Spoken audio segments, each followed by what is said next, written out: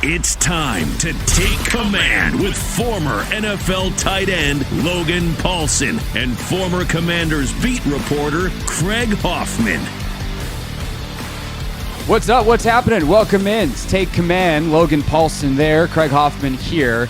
Slightly abbreviated episode because we are squeezing this one in, Logan, literally between flights for me. I came home just to do this podcast.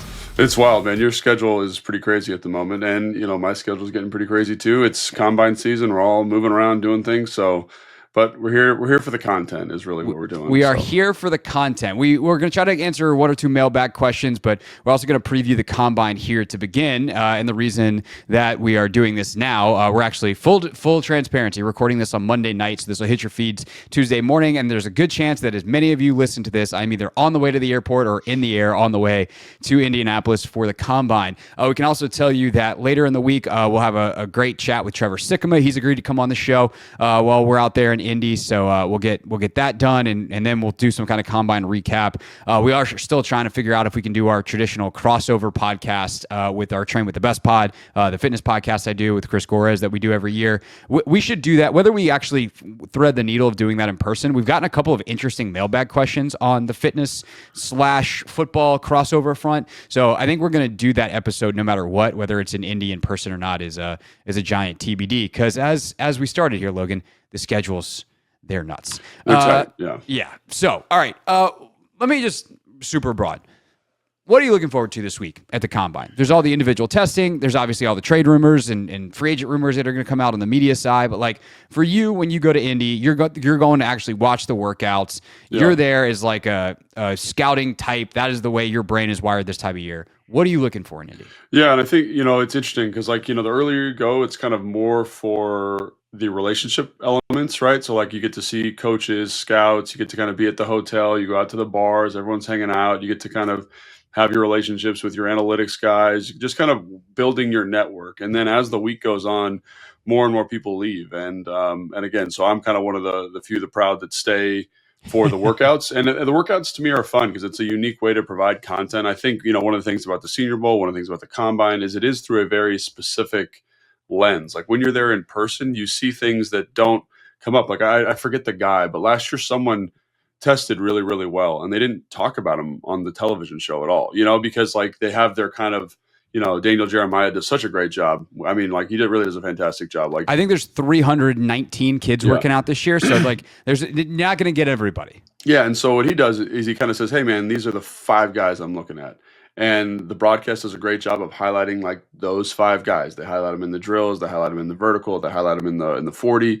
But there's other guys that are kind of lower down the board, 3rd, 4th, 5th round guys that test really well, measure well. You get to kind of see them interact with the group at a high level, and you say, man, these are the guys that maybe the Commanders. It kind of just flushes out your draft evaluation. Maybe kind of says, I got to go back to my notebook on some of these guys. So to me, that's a really fun day. I go sit in Lucas Oil Stadium. Me and my producer, just the guy Jason, we do Ticket to the Draft podcast through the team. We do a podcast every day there, and we just kind of recap all the drills, who stood out, who disappointed, who do we got to go back and watch. And that is it's a really kind of just football nerd thing. It's like when you go to the Senior Bowl, it's like that same type of thing. You're just watching ball. So taking notes on the drills, who looked good in the gauntlet, who didn't look good, who ran well.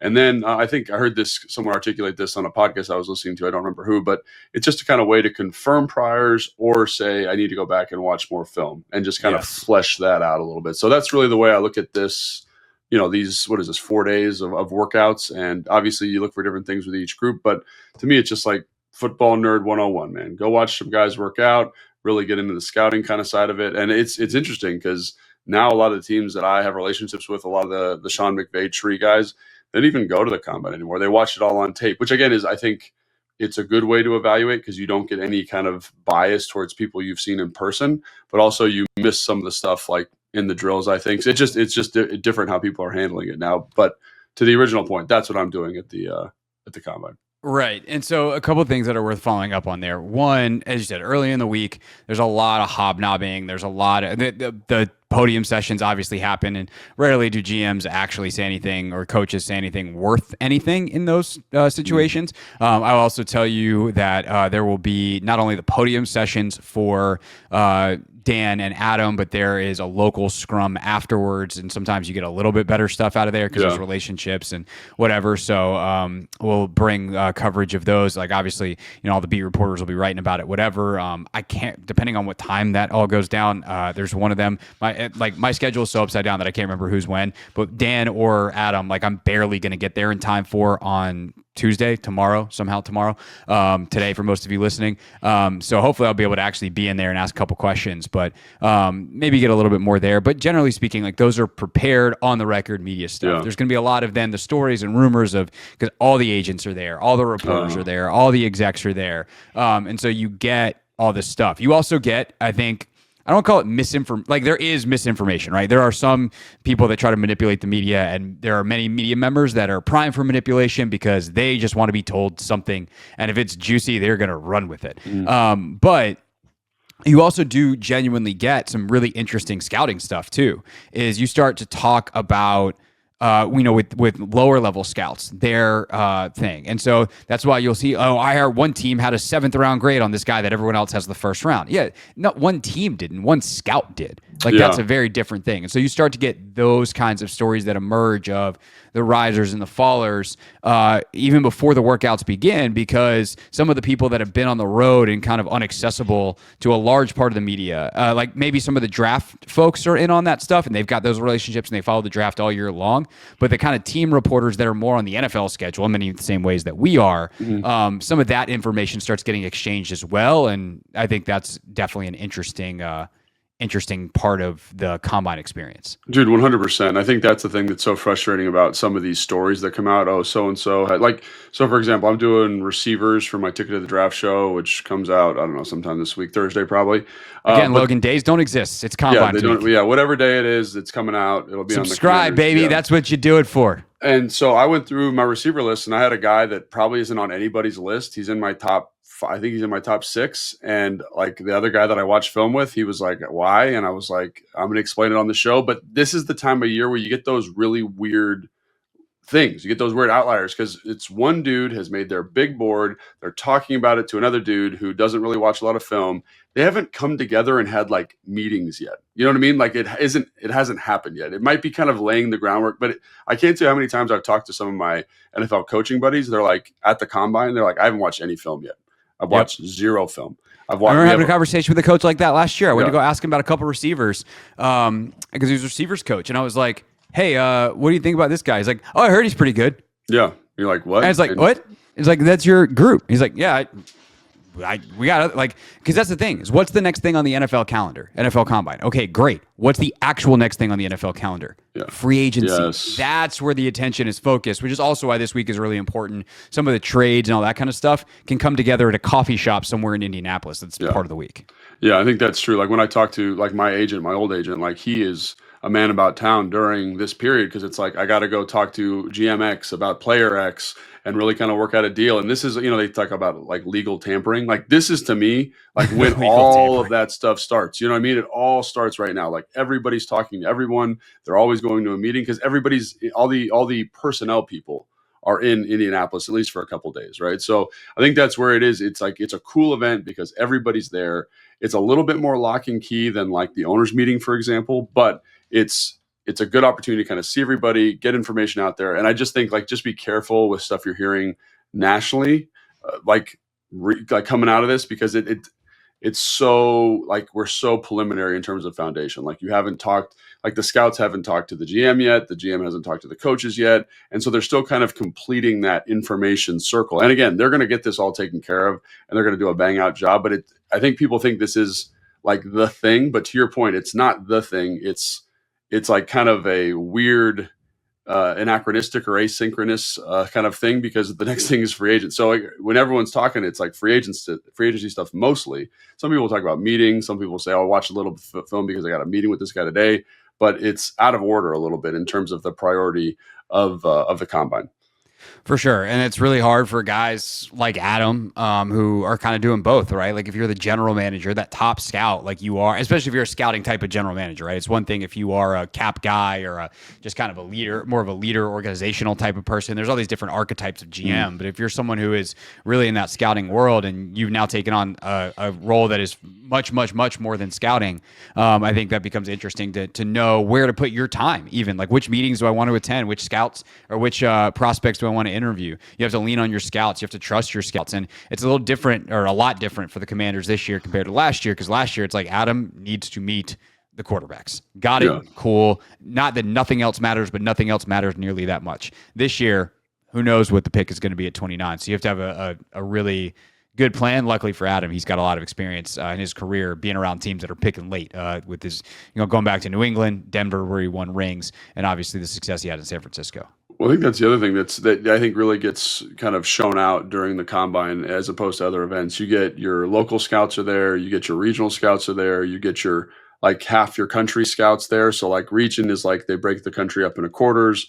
They report to one dude who does half, and then those two dudes report to a guy who does the whole country, all of college scouting, right? So, and then that guy reports to Adam, and then they do the same thing on the pro side. So like there's a lot of people distilling a lot of information and kind of working it up the ladder to Adam. And again, this is a kind of an early data point for it. So it's really a fascinating process in terms of like data management, distilling information, getting insight into players, and really trying to cut down the board a little bit, like of guys that don't fit that Commanders tag, don't fit whatever. And we did get a question about like, on the mock draft podcast that we did about how we didn't talk about archetypes for players. I'll tell you this right now. Think more, it's going to be less like tangible stuff and more intangible stuff. So that's the other thing we didn't really talk about is like, I'm watching the drills, but maybe the most important thing that comes out of the combine is the medical stuff and the team meetings that they have, right? Because you get to really get a feel for the guys. So everyone talks about like the Senior Bowl is important, the combine's important, the 30-30 visits are important, right?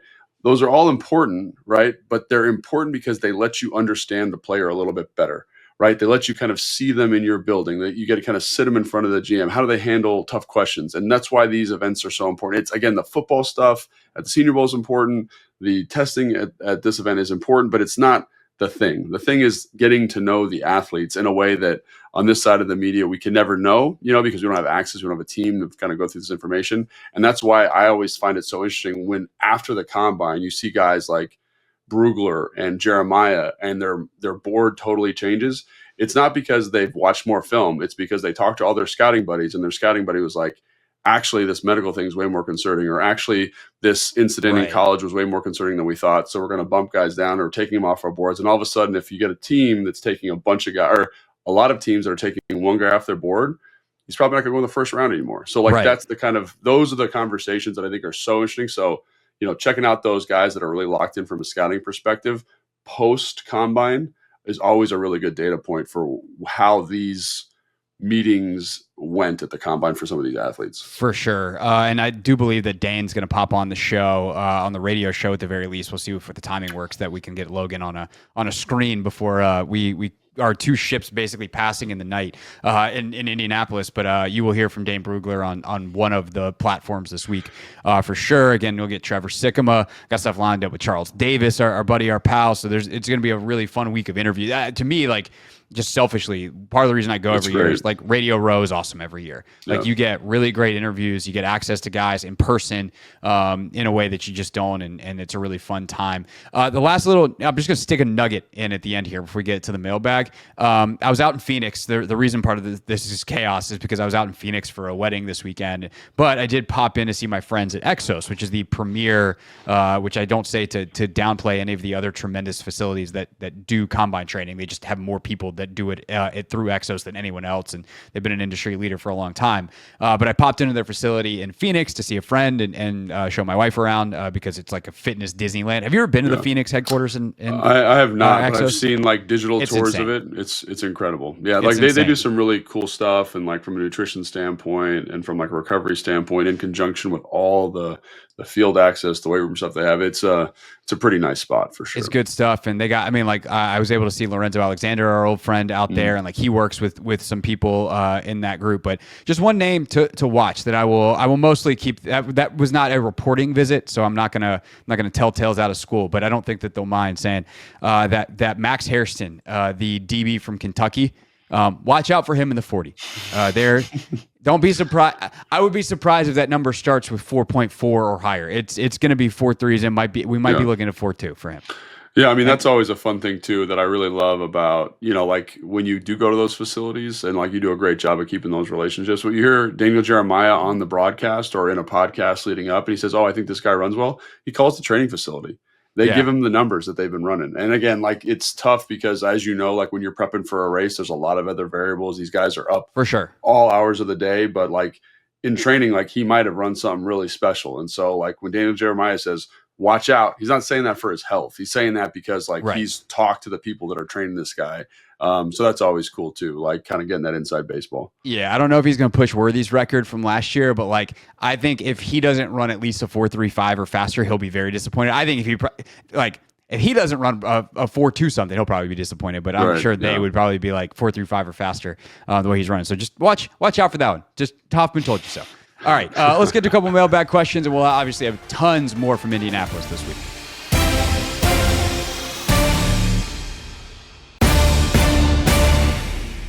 Take Command podcast. Let's hit a mailbag question before we get out of here, Logan. Obviously, we'll do a ton more draft stuff from Indy, and then before you know, like right after Indy, we got to go full bore into free agency. Yeah. So we got some really cool and interesting salary cap questions. We'll tackle those either next week. We might skip a mailbag next week because we'll have so much to recap from the combine, but we'll get to that question before free agency for sure. But this one was a good one from Sadiq heading into the week. I've recently heard rumors about Washington going after a linebacker like Jahad Campbell in the draft or one in free agency. One, I love when we get I've heard rumors. Oh, you mean there's been mock drafts that have been going there? Sorry, that was. I mean, snappy, he might have some inside baseball. I don't know, Sadiq. If you got any more inside information, you let us know. Yeah, but I do think it brings up, he then goes on to what is, I think, an interesting question.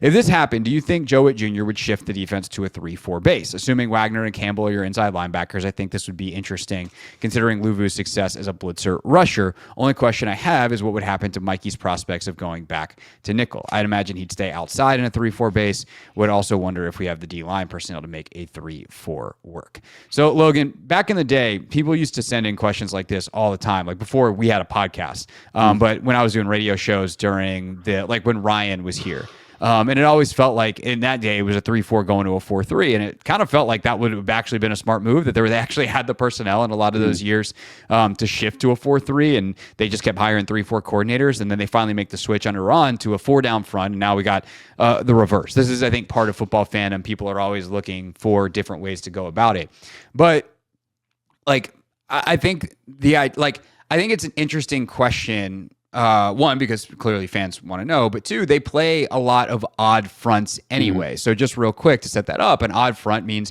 you have an odd number of guys with their hand in the dirt, so typically 3 down, or you can also define it as guys on line of scrimmage. So last year they have 3 guys down, and then Frankie and Dante typically were the 2 guys that were playing edge, and it kind of looks like a 3-4, except for the other inside linebacker besides Bobby was Jeremy Chin. And thus, it's not really a 3-4 base because by personnel, it's nickel because there's 5 defensive backs on the field. Long-winded setup to say they have some of this structure already in. Then what do we do with that information? Yeah, so I think it's interesting. Like that's a really interesting question. Like just like what are the advantages of moving to a 3-4? Like just because you draft Jahad Campbell, you think he's better on the line. Like Frankie Luvu's pretty good on the line too, but I think it just depends on what you want to do. And I think there's no, that's the thing about football and coaching football, and that I've been really grateful to the high school for teaching me, is that scheme is important, but it's not the main thing. It's about making sure the guys feel comfortable and confident with what you're calling, right? So obviously you want to call a system that fits your personnel, right?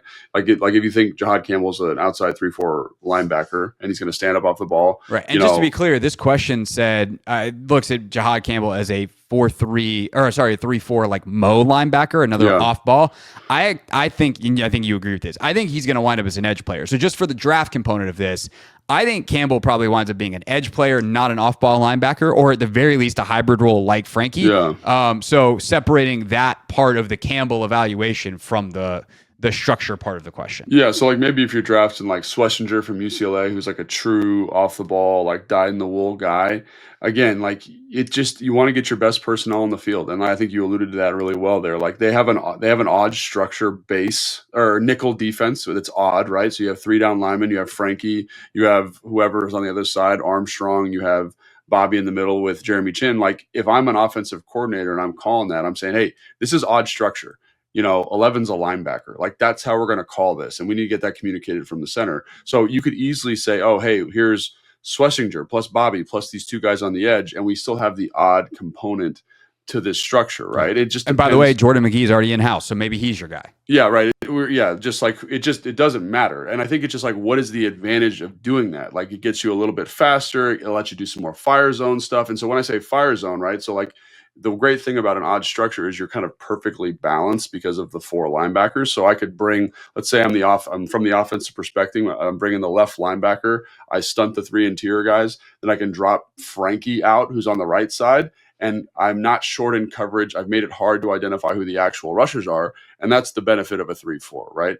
The problem with a 3-4 is that usually you have big kind of hulking pass rushing defensive ends that set hard edges in the run game, and you actually lose people in coverage. So like, the Philadelphia Eagles a couple of years ago, the Washington Commanders when I was here, right? You lose, everyone thinks it adds athleticism, but you're actually losing athleticism because on first and second down, those guys are more like defensive ends. And then in subs, so when you move to 4 down on 3rd down, like you get, like those guys moving defensive end, you get more pass rushers on the field to bring nickel in. So people get caught up in this all the time. Basically, long and short of it is like 3-4, 4-3, which is better. They're both good. They both have their pros and cons. Personnel obviously would drive some of these decisions. And I think you hit the nail on the head when we started talking about it, is they have both in the bag. It just depends on how you feel like Jihad Campbell or Schlesinger or McGee is best utilized and best maximizes the other guys in the defense, right? So to me, it's like it's a good question from a philosophical standpoint, but to me, it doesn't matter. It doesn't matter. So like, for example, if your best 7 are 4D linemen and 3 linebackers, play a 4-3.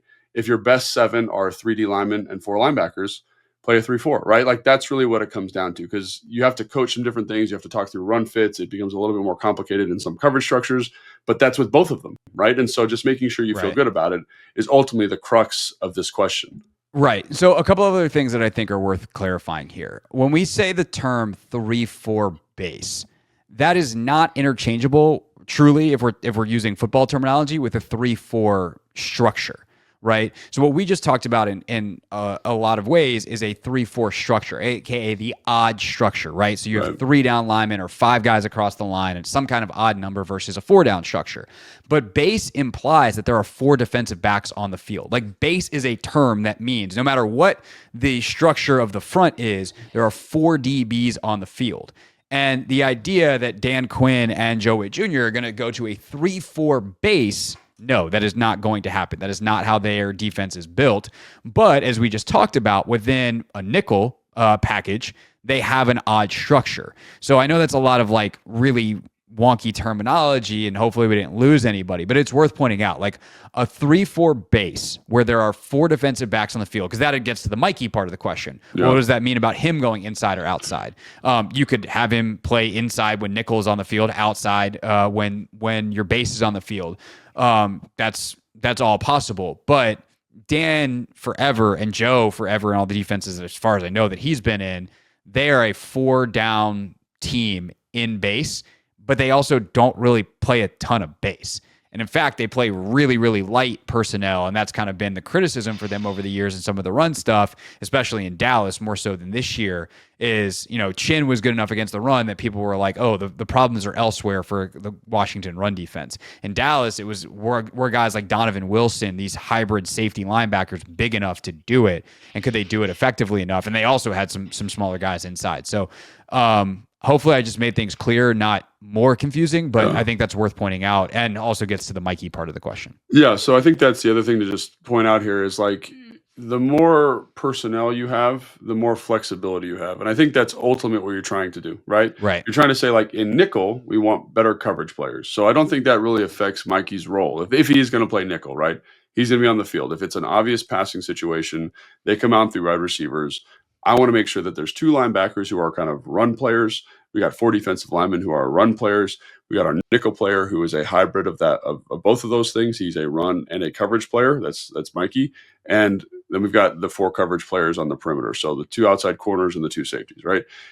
I'm not going to match with my base defense to 3 wide receivers very often, right? And if I am, then it's a mismatch. That's the whole reason you go to nickel, right? So I think understanding what the offense is trying to do with its different personnel. So if we go 3 wide receivers, we're probably going to pass, right? I'm going to bring Mikey on the field. If we go to 2 tight ends, like we might run it. So we're going to bring 3 linebackers on the field. Like those are the types of decisions that you make. And again, like when you draft a linebacker, to me, I think the question was interesting, not from like a schematic standpoint, but I think it's a good roster building perspective. Yes. Because you're basically saying like, as Bobby's getting older, we have this young player who's got a lot of athletic upside that is going to play good football, win, or has a longer runway than Bobby Wagner. He's like the heir apparent to Bobby Wagner. It could be Jordan McGee, whatever you want. To me, that's where the question becomes more interesting in terms of personnel flexibility within the front. Like you are reacting to the offense, and I think that's important to understand. And everyone's got their role. Like Jeremy Chin, we just talked about how he's kind of the Buffalo nickel or the big nickel. Like he might come out in 12 personnel because you want a little bit more athletic person to match up with the tight end, right? But that's where, again, having different people, think of it as like different pitches if you're a pitcher, different answers, different solutions based on personnel. And so that's where, again, like they're not going to change anything because they draft somebody. They're going to kind of fit him in and find how best to use him in these multiple defensive structures we just talked about. Yeah, and 2 other things that I'll just add real quick to address there's a lot of parts to this question. You said, I think this would be interesting considering Luvu's success as a blitzer rusher. And one thing that I want to underscore that we've talked about before, and people, if you missed this, you can go back and listen to all our previous podcasts. It's in there somewhere. But like Frankie had more success as a blitzer than a rusher. Like the times that he was lined up on the edge as one of these true edge players and told like, hey, go rush, whether that's in a 4-down nickel situation or in some of these odd structures, that wasn't as effective as him coming as an off-ball linebacker, timing it up and flying in. So like him rushing one-on-one against a tackle or even a guard or whoever, like just didn't have the success that I think they had hoped for. And who knows, maybe he gets better at it next year. I'm not saying it's a dead package, but I think it's worth pointing out. And then the last part is would also wonder if we have the defensive line personnel to make a 3-4 work. And I would say not currently because you need these big, like you need John Allen types to play end in the 3-4, and you need a nose tackle. And they don't have really either of those because John is more effective as a 3 technique, not as a 3-down end. And then they don't have the nose tackle. Yeah, and that's kind of, and we're going to get, I'm going to do it. We're getting in the weeds here for a second. So like 3-4, right? So imagine your offensive lineman, you got a true nose, like head up nose over the center. So their helmets are even center and nose tackle. Head up nose over the center. You got head up players over both offensive tackles, right? That's a true 3-4, like traditional Pittsburgh Steelers back in like the late 90s, early 2000s spacing. Those guys are big dudes. They're 2-gapping. They're filling up those runs to let those linebackers kind of make plays. And think Ray Lewis with Tony Saragusa in the front and those big dudes in the front, right? They're not really playmaking people. They're eating up blocks, right? That's your traditional 3-4. Now, people will come out with 3-4 personnel and just take those 3 guys who are head up on the center, head up on the tackles, and just shift them one way or another. So you're shifting to like a shade. So a shade is someone who's playing on the shoulder of the center as opposed to head up. You're shifting the 4-eye to a 5 technique. So like basically in the gap between the tackle and the tight end, and the backside 4-eye to a 3 technique. So in between the guard and the tackle. So now all of a sudden you've basically taken this odd spacing and made even spacing. So that's the spacing you'd be in if you had a 4-down front, right? But you have odd personnel. So like you could do something like that with the people here. And again, it still works. Like think about the Dallas Cowboys back in, 2010 to 2015 with DeMarcus Ware and Hatcher and all these different pieces there. They didn't really have a true nose. So they were like, shoot, we'll keep our same spacing, right? We're just going to shift it over and play a 4-down spacing in the front, right? And have DeMarcus Ware be a stand-up outside linebacker and the other guy be a rush end.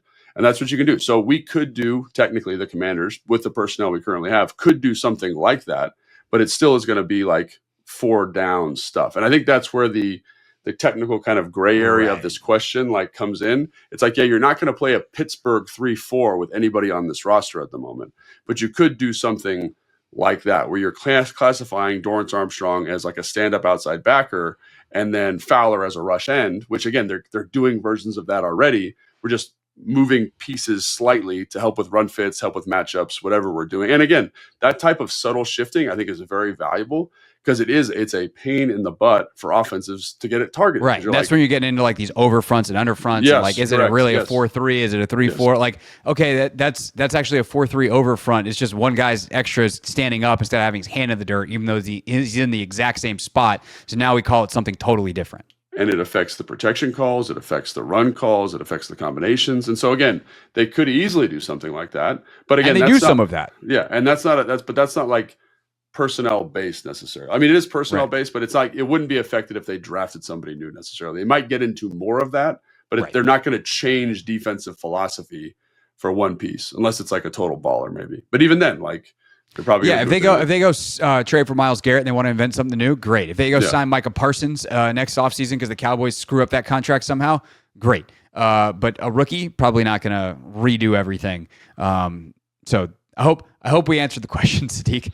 We probably more than answer. It's one of those where you submit the question, and you expect a short answer, and we just wrote an essay. Yeah, I mean it was like because it's so the answer So basically, the answer to the question is they're probably not going to change everything for the answer, Sadiq, is no. Is no. Is really the answer.